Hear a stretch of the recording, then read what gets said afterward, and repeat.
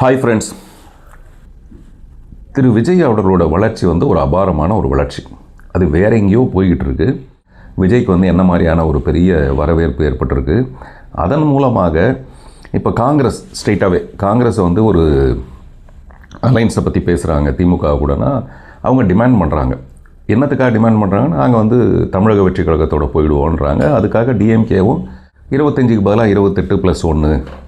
இப்போது இந்த நிகழ்ச்சி முடிஞ்சதுக்கப்புறமேல அங்கே இருக்கிற கமெண்ட்ஸ் என்னென்னா, இந்த வரவேற்பு நிகழ்ச்சி முடிஞ்சதுக்கப்புறம் அந்த பேச்சுவார்த்தை நடந்திருந்தால் இந்த 28 கூட கொடுத்துருக்க வேண்டியதில்லை. அப்படின்னா என்னென்னா, கட்சி ஒரு சரிவை நோக்கி போய்கிட்டு இருக்கு இந்த பர்டிகுலர் ஒரு விஷயத்தின் மூலமாக. இதனால் கட்சிக்குள்ளே இருக்கிறவங்க எல்லாமே, அந்த பெண் நிர்வாகி ஒரு ஸ்ட்ரைட்டாக போல்டாக ஒரு ஸ்டேட்மெண்ட் கொடுத்துருக்காங்க. அதுலேருந்து நிறைய பெண்களுடைய அவங்களுடைய வருத்தம், இதுக்கு எப்படி நம்ம முட்டு கொடுக்கறதுங்கிறதுலேருந்து ஆரம்பித்து உள்ளுக்குள்ளே வெளியில் தெரியாட்டி கூட இதை மட்டும் தவிர்த்திருக்கலாமோ அப்படின்னு அவருடைய தந்தை எஸ்சிஎஸ்சியோட பேச்சு. அப்படியே மெதுவாக யோசித்து பார்த்தா மிஸ்டர் விஜய் கூட இதை பற்றி யோசிச்சிருப்பார். நம்ம எல்லாம் கரெக்டாக கொண்டுட்டு போனோம், இந்த ஒரு ஸ்டெப்பை மட்டும் வேண்டாம் நீ வீட்டிலே இருன்னு சொல்லியிருந்தா இந்த பிரச்சனை வந்திருக்காதோ அப்படிங்கிற ஒரே ஒரு விஷயம் மட்டும்தான் நான் வெளிப்படுத்தின ஒரு விஷயமும். அந்த வரவேற்புக்கு வந்த விஷயத்தில் ஒரு பொண்ணை மட்டும் ஏன் குறை சொல்கிறீங்க, அதில் ஆணுக்கு பெரும் பங்கு இல்லையா என பெரும்பான்மையினர் கேட்டனர்.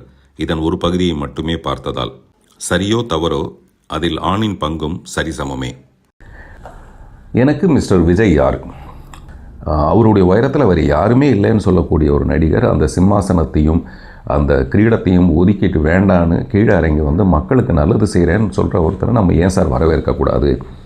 எனக்கே அரசியல் பற்றின ஒரு விஷயம், எனக்கு என்றைக்காவது சினிமாவில் நான் ஒரு தண்ணீரை அடையும் போது அரசியலுக்கு வரணும்னு ஆசைப்பட்டவன். அந்த இடத்துல இன்றைக்கி விஜய் இவ்வளோ உயரத்துலேருந்து எவ்வளோ பெரிய ரிஸ்க் அவர் எடுக்கிறாரு. மறுபடியும் அவர் சினிமாவுக்குள்ளே வருதுங்கிறது இங்கே நிறைய உதாரணங்கள் இருக்குது. நம்ம ரஜினி சார்லேருந்து சிரஞ்சீவி சார்லேருந்து இவ்வளோ உதாரணங்கள் அவருக்கு தெரியாதா என்ன? இவ்வளவையும் தெரிஞ்சுக்கிட்டு தைரியமாக வராரு அவருன்னும் போது நம்ம அவரை இரு கை கொண்டு நம்ம வரவேற்கணும் அப்படின்னு சொன்னதுனால நான் தமிழக வெற்றி கழகத்துக்குள்ளே சேர்ந்துட்டேன், விஜய் கூட சேர்ந்துட்டேன்னு பரபரப்பு பல நேரத்தில் ஏற்பட்டு, ஏர்போர்ட்டுக்கு நான் எங்கேயாவது போனால் கூட என்ன சார் விஜய் சார்கிட்ட சொல்லுங்கள் சார் என்கிட்ட சொன்னவங்க உண்டு, நீங்கள் எல்லாம் மறந்துட்டீங்க. அதை இப்போ என் மேலே ரொம்ப காழ்ப்புணர்ச்சியோடு நீங்கள் நிறைய கமெண்ட்ஸ் என்னுடைய குடும்பத்தை பற்றி எல்லாத்தையும் நீங்கள் போடுறது எல்லாமே நீங்கள் மறந்துட்டீங்க. அதே மாதிரி முதல்ல அவர் மேடையில் போய் பேச போகும்போது நான் ரொம்ப பயந்துட்டு இருந்தேன். ஏன்னா இப்போ நான் மேடை கிடச்சா மைக்கு கிடச்சா பேசுவேன்ற மாதிரி இல்லை விஜய். அவர் ரொம்ப ஒரு அமைதியோட ஒரு ஆழ்கடல் அவர். அப்படிப்பட்ட ஒரு மனிதர் இங்கே அரசியல்னாவே பேசி ஜெயிக்கிற இந்த அரசியலில் விஜய் எப்படி பேசுவார், அவருடைய எண்ணத்தை எக்ஸ்ப்ரெஸ் பண்ணுவார் அவர் அப்படிங்கிற மாதிரிலாம் இருந்தபோது எஸ்சிஎஸ்சியும் அவங்க சோபா சந்திரசேகரும் போய் எப்படி அந்த கீழே உட்காந்து பார்த்துட்டு இருந்தாங்களோ அதே மாதிரி மனநிலையில் நான் பார்த்து அப்படியே கண்ணில் பெருமையான கண்ணீர் வடிஞ்சுது எனக்கு. விஜய் என்ன பேசுகிறாரியா அப்படின்ட்டு. அதை பற்றின விமர்சனங்கள் எழுதி வச்சு பேசுகிறது, சொல்லி கொடுத்து பேசுகிறது, என்னவாக இருந்தால் கூட மேடையில் பேசுகிறதுங்கிறது ரொம்ப கஷ்டம். அப்புறம் வர அவரே அதை ரீஃபைன் பண்ணிக்கிட்டு அவருடைய ஸ்டைலு, இந்த நீங்கள்லாம் எப்படி விசில் அடித்து பார்க்குறீங்களோ அந்த மாதிரியான ஒரு மனநிலையோடு தான் நான் அவரை பார்த்துட்ருக்கேன். எனக்கு அரசியல் சார்ந்து தனிப்பட்ட நான் ஒரு கட்சியை சேர்ந்தவனோ அப்படிலாம் கிடையாது. இப்போது விஜய் ஒரு புது கட்சி ஆரம்பிக்கிறாரு அப்படின்னா அந்த கட்சி ஒரு புதிய நோக்கத்துக்குள்ளதாக இருக்கணும். அதுக்குன்னு ஒரு தனியான கோட்பாடு இருக்கணும், அதுக்குன்னு ஒரு தத்துவம் இருக்கணும். அது என்ன? ஏற்கனவே இருக்கிற ஒரு கட்சி மாதிரி இன்னொரு கட்சி நமக்கு தேவையில்லை. அப்படி தான் விஜயோட கட்சி. அவர் என்ன வேணாலும் பேசலாம், என்ன வேணாலும் செயல்படுத்தலாம். மக்கள் திலகம் எம்ஜிஆரும் அந்த மாதிரி தான். அவருக்கு நல்ல எண்ணம் இருந்தது, அந்த மாதிரி இவரும் வந்தார்னா எதையோ செய்வாரோ அப்படிங்கிற எல்லாரையும் மாதிரியான எதிர்பார்ப்பில் தான் நானும் இருந்துகிட்டு இருந்தேன். இப்படிலாம் நான் அவரை பெருமைப்படுத்தி பேசினதுனால தாவேக்கால நான் ஏதோ ஒரு பதவி எதிர்பார்த்ததாகவும் அதை நான் அவர்கிட்ட கேட்டு அவர் கொடுக்காததுனால நான் கட்சி மாறிட்டதாகவும் இப்போ சமீபத்தில் ஒரு பழி ஒன்று வந்துகிட்டு இருக்கு. சத்தியமாக அந்த மாதிரி நான் எந்த காலத்துலையும் அவர்கிட்ட கேட்டதில்லை, கடைசி வரைக்கும் கேட்க போகிறதும் இல்லை. மனுஷன் அப்படி தானே, ஒரு ஸ்டேஜில் வேறு ஒரு ஸ்டேஜுக்கு மாறலாம் இல்லையா? இன்றைக்கி அவர் எல்லாத்தையும் உதறி தூக்கி போட்டுட்டு மக்களுக்கு நல்லது செய்கிறேன்னு சொல்கிறாரு. இப்போ கூட இந்த அவருடைய ரசிகர்கள், அவருடைய நலம் விரும்பிகள் எல்லாமே நான் சொல்கிறத நீங்கள் கேட்கலனா கூட உங்களுடைய தலைவர், அதாவது நம்முடைய விஜய் சொல்கிறது என்னென்னா, இந்த மாதிரி விஷயங்களுக்கெல்லாம் அவ்வளோ பெரிய இம்பார்ட்டன்ஸ் கொடுக்காதீங்க, அது தூக்கி போடுங்க, மக்களை காப்பாற்றுற வேலையை நம்ம பார்க்கலான்னு. அவ்வளோ ஒர்த் இல்லை அப்படின்னு அவர் சொல்கிறாரு. இப்போ நான் சொல்கிறதோ நான் பேசுகிறதோ இல்லாட்டி ஒரு ட்வீட் வந்ததோ அவ்வளோ ஒர்த் இல்லை. அதை பற்றி நம்ம இவ்வளோ பிரபலப்படுத்திகிட்டு இருக்கிறது அவ்வளோக்கு ஒர்த் இல்லை. நம்ம மக்களை காப்பாற்றுற அந்த பணிக்குள்ளே போகலாம் இல்லையா? தமிழக வெற்றி கழகத்தை விட நண்பர் விஜய் நான் ரொம்ப கூர்ந்து கவனிச்சிட்டே இருப்பேன். இவ்வளோ பெரிய போராட்டத்தை அவர் எப்படி ஜெயிக்க போகிறாரு? அப்புறம் திமுகவை ரொம்ப ஸ்ட்ராங்காக அவர் எதிர்த்துக்கிட்டே இருக்காது. அப்படி தான் எதிர்க்கணும். இப்போ வேறு ஒரு புதிய தலைவன் தோன்றணும்னா இங்கே இருக்கிற ஆளுங்கட்சியை அவர் எதிர்க்கிறதன் மூலமாக தான் அந்த எதிர்ப்பு சரியாக இருக்கும். அதுதான் மக்கள்கிட்ட கொண்டு போய் சேர்க்க முடியும். அதில் எந்த விதமான கருத்து வேறுபாடும் கிடையாது.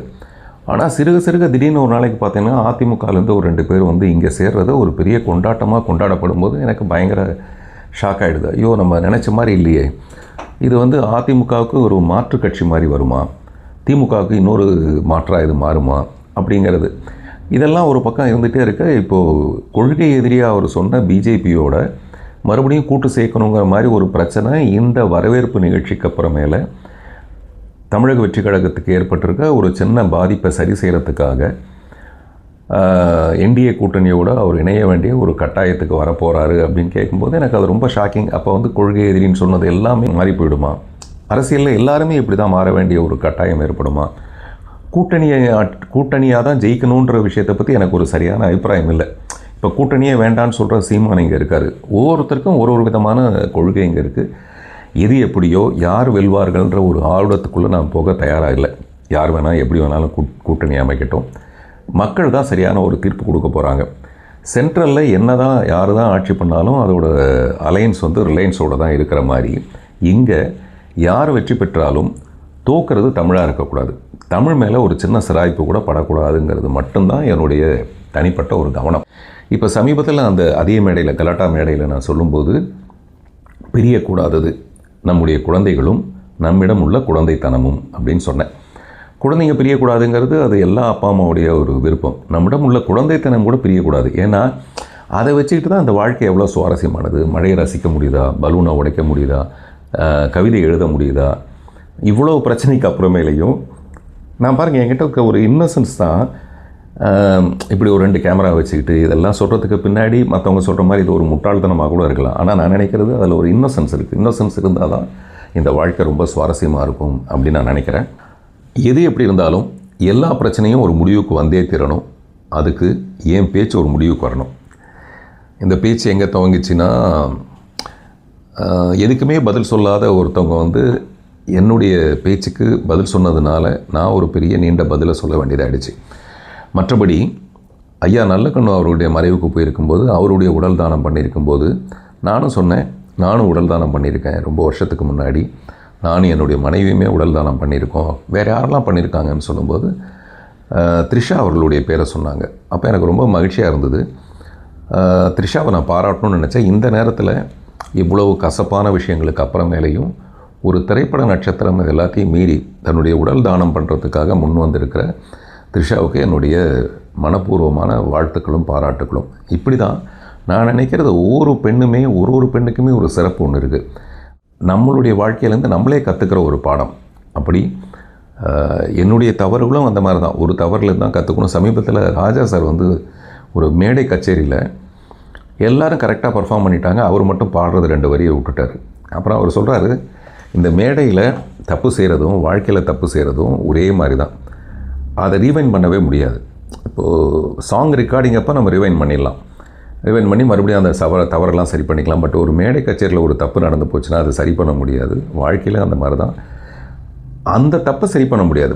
மறுபடியும் ஒரு தப்பு நடக்காமல் இருக்கிறதுக்கு நம்ம பார்த்துக்கலாம். அதனால் நண்பர்கள் அனைவரும், நான் பேசுனதில் ஏதாவது தவறு இருந்தால் மறுபடியும் ஒரு தடவை, நான் எப்போவுமே ஈகோவை வந்து யூகோன்னு சொல்லிட்டு விரட்டி விட்டுற ஒரு ஆள். ஒரு ரொம்ப எளிமையாக இருக்கிறதுனால தான் என்னால் இப்படி யார் மனதையும் நோகடிக்காமல் ஏதாவது பேசணும் அப்படின்னு நான் நினைக்கிறேன். அதனால தவறு இருந்ததுன்னா தயவுசெய்து என்னை மன்னிக்கணும். அதில் இருக்கிற சரியான விஷயங்களை மட்டுமே நீங்கள் அக்செப்ட் பண்ணிக்கலான்னு உங்கள்கிட்ட எல்லாருக்கிட்டையும் அன்போடு கேட்டுக்கிறேன். நன்றி, வணக்கம். ஒரே வீடியோவில் பதிவு செய்ததை 2ஆக பகிர்கிறேன். வேறெதையும் 2ஆக்க அல்ல. என் பக்க விளக்கத்தை சொல்வதால் பக்க விளைவுகள் அநாகரிகமாக அரங்கேறும் என்பதை அறிந்தும். ஆனால் இது பற்றி இனி நான் பேசப்போவதில்லை. இதோடு விட்டுவிடுவது நம் அனைவருக்குமே நல்லது. நன்றி.